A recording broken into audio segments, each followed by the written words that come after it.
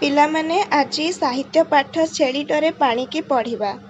ବଣ ଭିତରେ ପାହାଡ଼ଟିଏ, ପାହାଡ଼ ତଳେ ଝରଣାଟିଏ, ଝରଝର କରି ବହି ଯାଉଥାଏ ଝଲମଲ ପାଣି।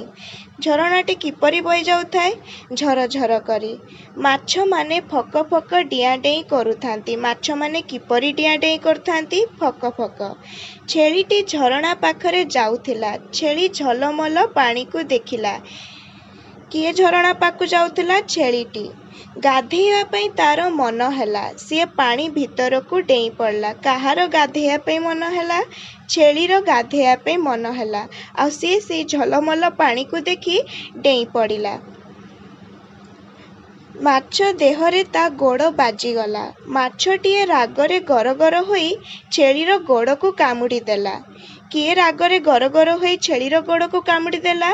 ମାଛଟିଏ। ଛେଳିର ଦେହ ଝିମ୍ଝିମ୍ ହୋଇଗଲା। ସିଏ ଭୟରେ ପାଣିରୁ ବାହାରି ପଳାଇଲା। ସେହି ଦିନଠାରୁ ଛେଳି ପାଣି ଭିତରକୁ ଯାଏ ନାହିଁ। ଛେଳିର ଦେହ କିପରି ହୋଇଗଲା? ଝିମ୍ଝିମ୍ ହୋଇଗଲା। ଆଉ ସେହି ଦିନଠୁ ତା ପାଣିକୁ ଭୟ ହେଇଗଲା। Thanks for watching. Please like, share, subscribe and comment my channel.